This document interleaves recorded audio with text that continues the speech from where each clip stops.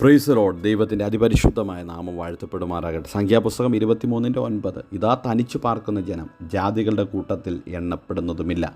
വേർപെട്ട ജനം, ദൈവത്തിൻ്റെ ജനം, സത്യദൈവത്തെ ആരാധിക്കുന്ന ജനം, ദൈവകൽപ്പനകൾ അനുസരിച്ച് കീഴ്പ്പെടുന്ന ജനം, മറ്റാർക്കും കീഴ്പ്പെടുത്തുവാൻ കഴിയാത്ത ജനം, ഒന്നിച്ച ഒരു നേതാവിൻ്റെ കീഴിൽ സഞ്ചരിക്കുന്ന ജനം, യഹോവ സംരക്ഷിക്കുന്ന ജനം, ദൈവകൽപ്പനകൾ അതേപടി അനുസരിക്കുന്ന ജനം, അവകാശമായി വാഗ്ദത്തം ചെയ്ത ദേശത്തേക്ക് പ്രയാണം ചെയ്യുന്ന ജനം, വാഗ്ദത്ത ദേശത്ത് അന്യദേശത്തെ പോലെ പാർക്കുന്ന ജനം, കൂടാരങ്ങളിൽ പാർത്തുകൊണ്ട് ദൈവശില്പിയായി നിർമ്മിച്ചതും അടിസ്ഥാനമുള്ളതുമായ നഗരത്തിനായി കാത്തിരിക്കുന്ന ജനം, ആകാശത്തിലെ നക്ഷത്രങ്ങളെപ്പോലെ എണ്ണമറ്റ ജനം.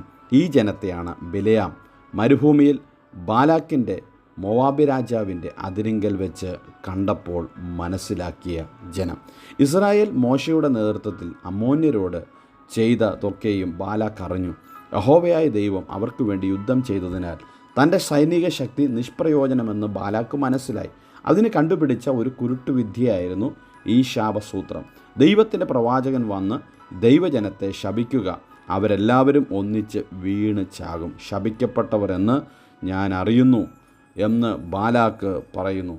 ദൈവം ശപിക്കുന്ന മോവാബ്യർക്ക് വേണ്ടി ബിലെയാം ഇവരെ ദൈവജനത്തെ ശപിക്കുവാൻ വേണ്ടി വരുന്ന ചിത്രമാണ് നാം ഇവിടെ കാണുന്നത്. എങ്കിലും വന്നപ്പോൾ താൻ കാണുന്നു, ഇതാ തനിച്ചു പാർക്കുന്നൊരു ജനം, ജാതികളുടെ കൂട്ടത്തിൽ എണ്ണപ്പെടുന്നതുമില്ല എന്ന് തിരുവചനത്തിലൂടെ നമുക്ക് മനസ്സിലാക്കുവാൻ കഴിയും.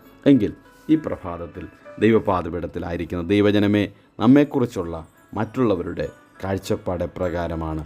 ശപിക്കുവാൻ വന്ന ബിലെയാം ഇപ്രകാരം ബാലാക്കിനോട് പറയുന്നു, ഈ ജനത്തെ എനിക്ക് ശപിക്കുവാൻ കഴിയുകയില്ല, അവർ ദൈവത്താൽ അനുഗ്രഹിക്കപ്പെട്ടവരാ.